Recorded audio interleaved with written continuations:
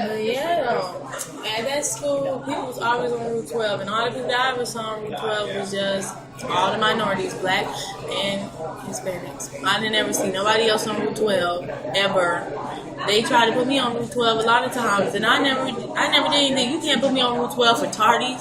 Like, I'm late to school. I was 5 minutes late. I ride the bus. Why are you trying to put me on Route 12? What is Route 12? So what made you so passionate about Rule 12? Well, the first time I heard of Route 12 was actually from the young man who committed the murder. Of course, it's about 4 or 5 months before the murder. I was asking him, why are you so angry? Why are you not, what are your parents doing? He said, they're not doing anything. What about your school? What are you doing in school? He said, well, I don't go to school because I was on Route 12. And this is about in 2004. I'm like, what is Route 12? He said, Rule 12 is when you get kicked, when you're on the last leg of the discipline cycle and they kick you out of school. Now she jaywalking. You know you ain't supposed to be jaywalking. Excuse me, but I gotta tell it like it is. They said you're on the last leg of the discipline cycle and they kick you out of school. So I told him, I said, so you mean tell me you're not going to school at all? No. What do you do during the day? Nothing. Nothing? This guy 15 years old. He should be doing something. Not here. So I just felt that it was really important. And then when I was trying to tell his probation officer and people that this kid really need help and we need to put him in something, and they just totally ignored me up until the point when he committed a murder. You mean to tell me a young lady has to be killed before you start saying, okay, well, let's do something?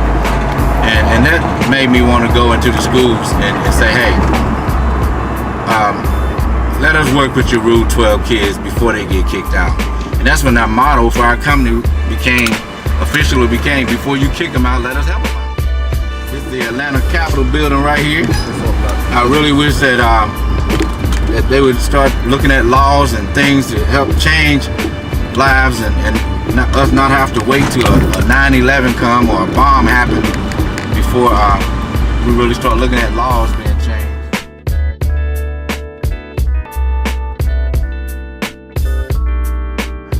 See, what we don't understand, a 9/11 happened in the mind long before it happened in the physical. That murder that we're talking about with Rule 12 happened in the mind long before it happened in the physical. The murder, the fact that I'm talking to a kid one day and I'm telling him that he needs to change his life, and I'm trying to inspire people around him to help him change his life, and not to get the response that I need, as if everybody think it's no big deal, and then for this kid to kill this lady. See, I don't know if people really understand that. We hear death and murder so much that it's no big deal to many of us. So many things happen that I can't do anything but write a movie. I can't tell it. There's some things that happen. People ask me, why did this take place? Why are you still not there? Why did you discontinue the relationship with the church that was supporting you? Hey, I can't even tell you. I have to show you. That's why we really need the support. I can guarantee you, Rule 12, the movie, will be unlike anything you've seen. You probably heard people say that before, but I can assure you that you haven't seen anything like what we're bringing to the forefront. Channel 5's Mary Ellen Resendez introduces us to the man with a message who's visiting some local schools. I cried not because of the pain, but because of what I put myself through, and I wanted to make a difference. I wanted to change. Veal did change. Before he became a comedian, Veal says he was a probation officer.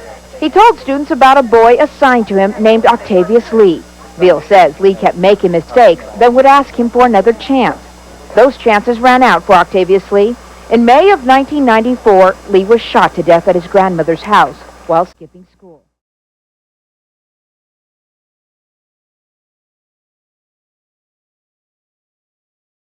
You will be moved, you will be inspired, you will say, wow. And you will say, most importantly, what can I do? That's the best sentence that I want to hear anybody say. You don't have to pat me on the back and say, good movie, I enjoyed the movie. No, you can keep that. Only thing I want to hear somebody say is, what can I do? Some people think we're doing a movie simply because we just want to have something to do. This is a story that has to be told. People always ask me, and they talk about the kids being bad. The kids are so bad. The kids are so bad.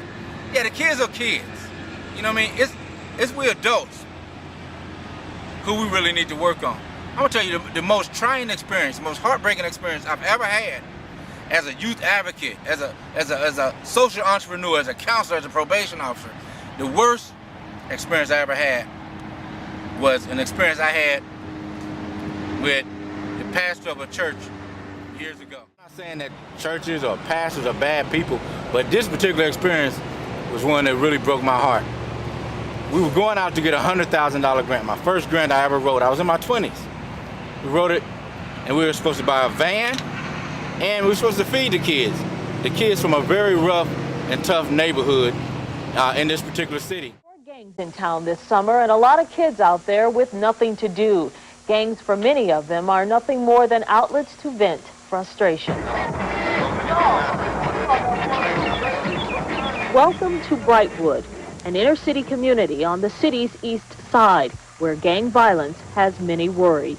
Larry Veal is so concerned that he actively tries to keep kids here out of trouble. They don't want to get arrested. Most of the young people out here do not want to get arrested. They don't want to have to run from other gangs for the rest of their lives. And most of all, they don't want to die. And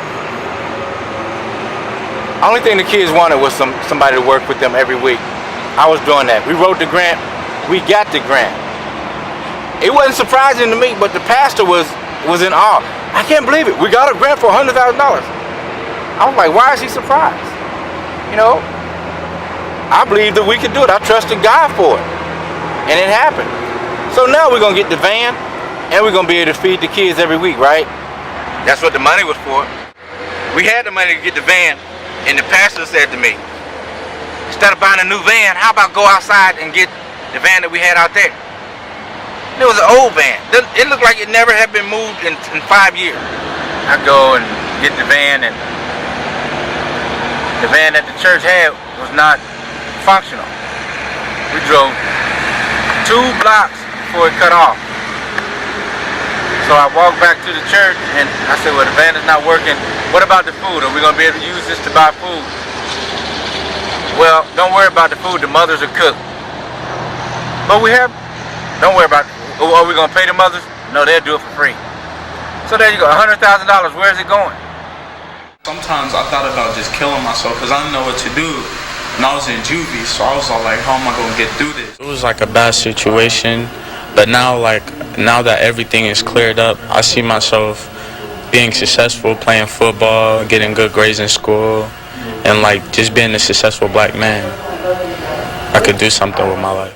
I really recommend it for younger folk. I'm young myself, and as I was in Mr. B class, he taught me a lot because I had that mentality of fighting, want to shoot, and all that. And when he brought it to me, I sat down and I listened, opened my ears, and always a room for knowledge.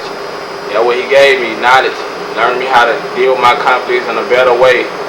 Well, before I came to this class, it always was negative. That I see every day, how I do, you know, but Mr. B changed me, he turned me around, he let me know that, hey, it's another way you can go besides the wrong way, and I really thank him for that. All the kids' lives that we were trying to save was ended because of greed. And the saddest part about that story is not the fact that, you know, they took the $100,000. You can have that, it's just money. The saddest part of this story is, about a couple months later, I saw one of the kids that was in the program, a kid who really respected me. This kid would never even curse around me. This kid would never let anybody else curse around me. But when I saw him this day at the gas station, knowing that we were no longer operating the program, he walked to me, and when he walked to me, he had a look of just anger, and he was smoking a joint. And it's like every time he smoked that joint, it's like I could hear him say, forget you. You disappointed us.